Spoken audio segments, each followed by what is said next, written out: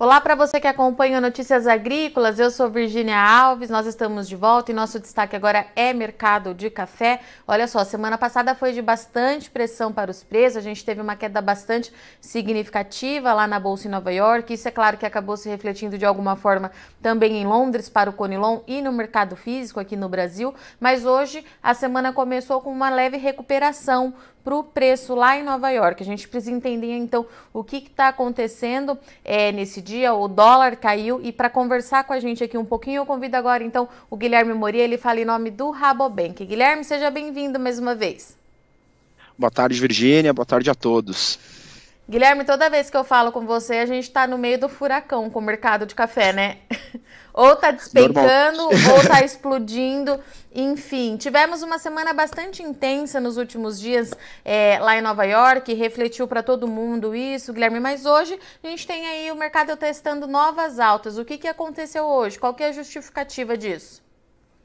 Pois é, Virgínia, eu acho que foi uma surpresa para todo mundo que atua no mercado, né? A velocidade e a intensidade que os preços caíram nas últimas 2 semanas, né? Então, claramente a gente já via vislumbrando aí uma possível queda diante desse cenário que a gente está vendo hoje, né? Apesar da gente estar observando aí que a produção foi menor de café nesse ano aqui no Brasil, outros players importantes, outros produtores importantes enfrentando grandes problemas, o que a gente vem observando agora de fato é que houve uma florada bem positiva aqui no Brasil, principalmente nas regiões produtoras de café, exportação de café aqui no Brasil, né, ao longo desse ano todo aí, bem próximo das 3 milhões de sacas, então uma exportação muito boa, mesmo com 2 anos muito ruins de produção aqui no Brasil, e todas essas incertezas na demanda, né? Então, inflação super alta na Europa, Estados Unidos, recessão nessas regiões importantes consumidoras e uma preocupação adicional na Europa por conta do contexto da guerra, né? E a energia e a crise energética por lá. Então, tudo isso estava fazendo com que a gente acreditasse aí numa queda dos preços, mas nada na velocidade e intensidade que foi. E aí, quando a gente observa aí os fundos não comerciais, Virgínia, a gente pode observar que ao longo dos meses eles sempre estavam trabalhando aí numa posição líquida comprada, ou seja, acreditando que os preços fossem subir ao longo desse ano todo. E nessas 2 últimas semanas em especial a gente viu uma reversão e até na última sexta-feira eles operando aí negativamente, né, na posição líquida vendida, né? Então, tudo isso fez com que a gente observasse essa queda.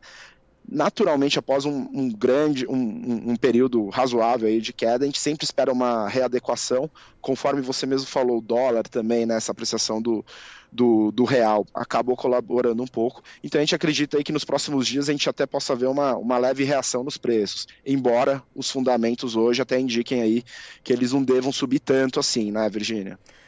Guilherme, e levando em consideração isso que você trouxe para a gente, né, que até então a gente trabalhava com essa realidade de menos café no mercado, seja por parte do Brasil ou das demais origens produtoras, essa queda, essa pressão nos preços hoje, já é mercado pensando em 2023 por conta do retorno das chuvas aqui no Brasil?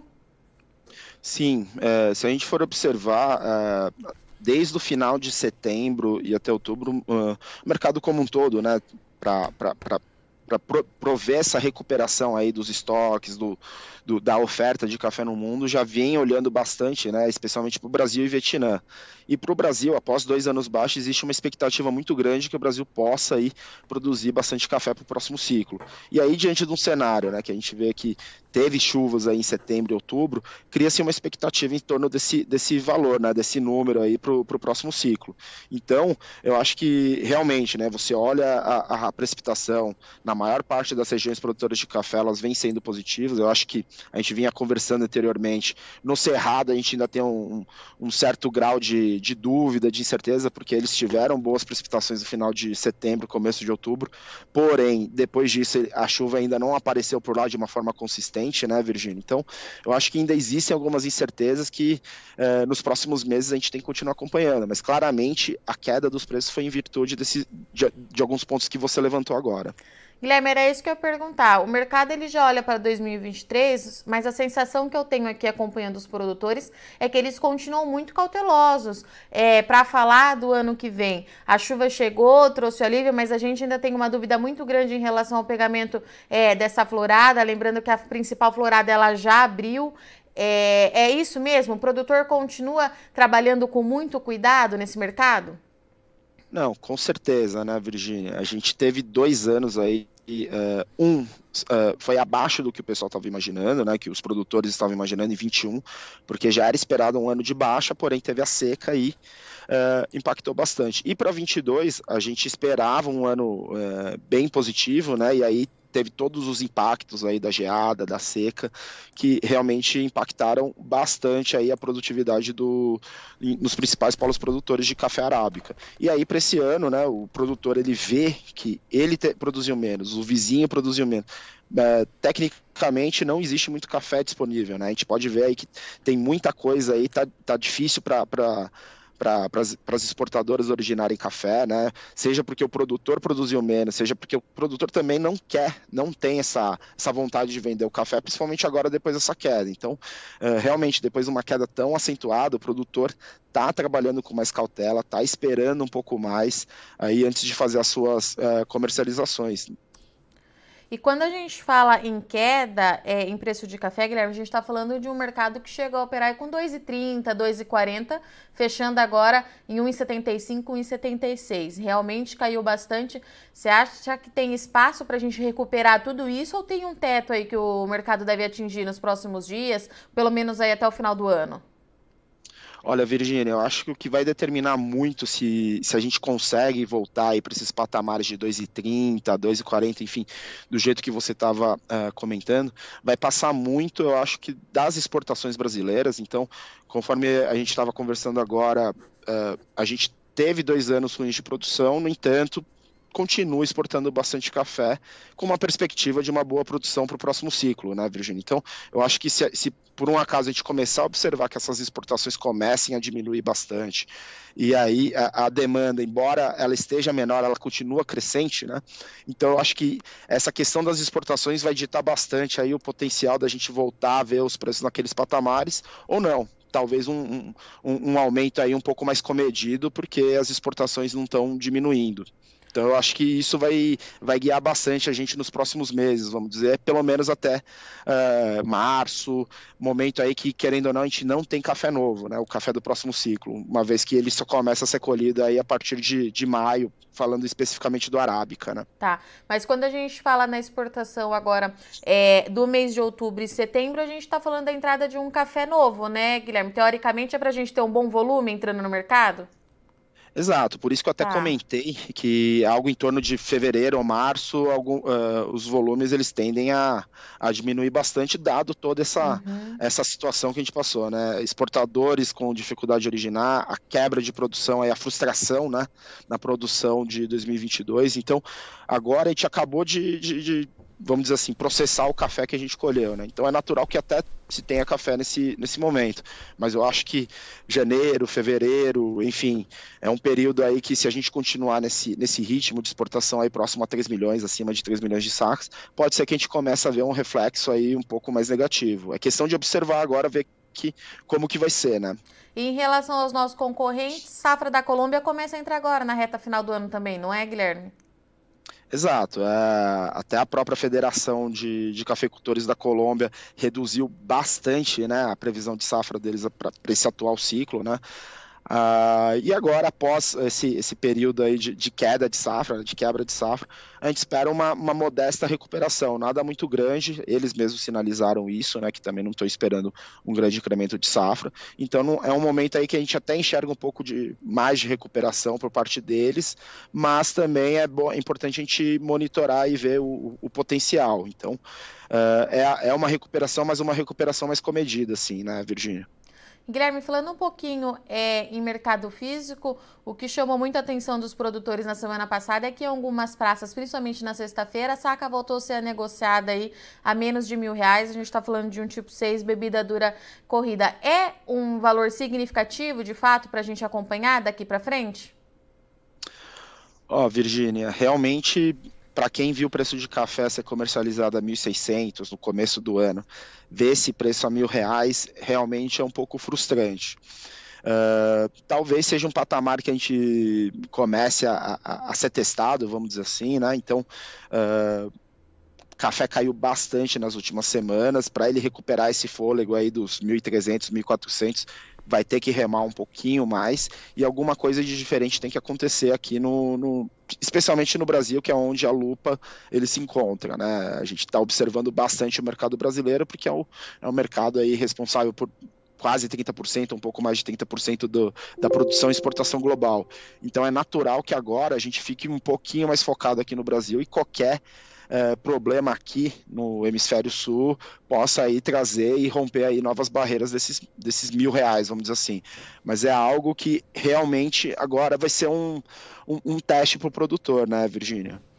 E Guilherme, para a gente encerrar, pelo menos até o início do ano que vem, quando a gente tiver uma noção melhor de 2023, o produtor precisa continuar trabalhando dessa forma mesmo, com cautela, com muita precaução e avaliando sempre, é claro, de forma muito individual a própria realidade?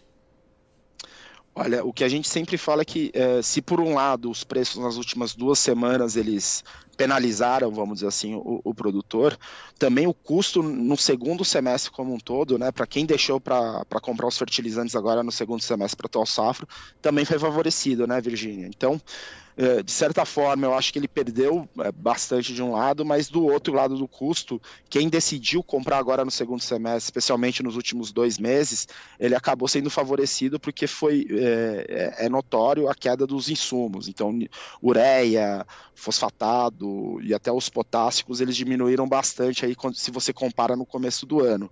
Então, por outro lado, ele também acabou sendo favorecido e aí, lógico, o produtor, na hora que for fazer a venda do seu café, tem que pensar sempre na margem, no seu custo.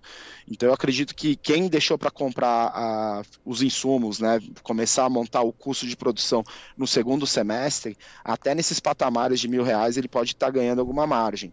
Embora eu acho que vai ser um pouquinho mais difícil o produtor, né, depois de ter visto patamares tão mais elevados, optar em vender por esses preços. Mas eu acho que o produtor não pode deixar de pensar sempre na sua margem.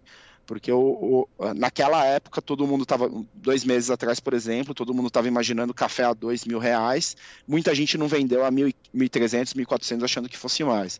Agora é o mesmo racional. Se esses R$ 1.000, esses mil e tantos reais fazem sentido na sua política de comercialização, fazem sentido para sua margem, por que não fazer um pouco agora e deixar um pouquinho para depois, né, Virgínia? Então, eu acho que a margem ela tem que estar sempre muito pautada aí na vida do produtor, especialmente de café. Perfeito. Guilherme, obrigada, viu, pela sua participação aqui, abrindo a semana com a gente no Notícias Agrícolas. Deixa o convite aberto, você sabe que a casa é sua. Volte sempre. Maravilha, obrigado. Boa tarde a todos. Portanto, essa foi a nossa análise do Rabobank com o analista Guilherme Moria, que trouxe para a gente aqui, então, uma análise de tudo o que aconteceu nesses últimos dias para o mercado do café, né? O mercado caiu muito nos últimos 10 dias, uma queda de fato assim bastante significativa. A gente estava vendo negociação na casa dos 2,40, 2,50 em Nova York e hoje fechando a 1,76. Ainda assim, nessa segunda-feira, o café teve um dia de recuperação, testou novas altas, de acordo com o Guilherme, é natural que isso aconteça depois de uma baixa tão significativa e a gente também teve o dólar operando em baixa e boa parte do pregão, o que ajudou a dar suporte para essa sustentação nos preços do café. O que o Guilherme trouxe para a gente? Daqui para frente, o que vai pautar o mercado do café é exportação, volume de exportação do Brasil. No mês passado, os dados chamaram bastante atenção, com 3,4 milhões de sacas embarcadas, e daqui para frente, com a entrada da safra brasileira, que a gente vai entender o que vai acontecer com esse mercado. Deve pressionar, se os volumes forem expressivos, mais uma vez, deve pressionar essa cotação lá em Nova York, pelo menos ali até o início do ano que vem, quando a gente começa a ter, de fato, aí uma redução que já é natural para o período do início do ano. Mas o Guilherme trouxe para a gente que há espaço ainda para o café recuperar mais um pouco, mas que dificilmente, pelo menos em 2022, o café deve alcançar aí na casa dos 2,40, 2,50, como a gente estava vendo. É claro que isso é uma análise que a gente precisa fazer todos os dias, porque diante dos fatores externos macroeconômicos, como você vem observando aqui no Notícias Agrícolas, o café é um dos que sente mais os impactos, então a gente precisa acompanhar bem de perto. Nesse radar continua, então, as chuvas aqui no Brasil, para a gente entender como é que vai ser de fato a safra de 2023. Tem a safra da Colômbia entrando daqui a pouquinho no mercado. A gente sabe que é uma safra com 2 milhões de sacas a menos menos, já confirmada pela federação de lá, mas fato é que esse mercado ele vai ser movimentado porque esse café vai começar a entrar. E a gente tem também dados de inflação nos Estados Unidos e guerra e crise energética na Europa, que vem trazendo bastante volatilidade para o mercado do café. Para o produtor, o Guilherme deixou aqui, a orientação continua sendo a mesma, cautela, mas não deixar de participar desse mercado. Tem que fazer sempre aquela continha para ver qual é a sua margem de rentabilidade e continuar participando à medida que precisa fazer novos negócios, à medida que precisa fazer caixa. Bom, eu agradeço muito sua audiência e companhia, mas não sai daí, já o Notícias Agrícolas volta, é rapidinho. Se inscreva em nossas mídias sociais no Facebook Notícias Agrícolas, no Instagram @Notícias Agrícolas e no nosso Twitter @Notiagre. E para não perder nenhum vídeo, não se esqueça de nos acompanhar no YouTube e na Twitch, Notícias Agrícolas Oficial.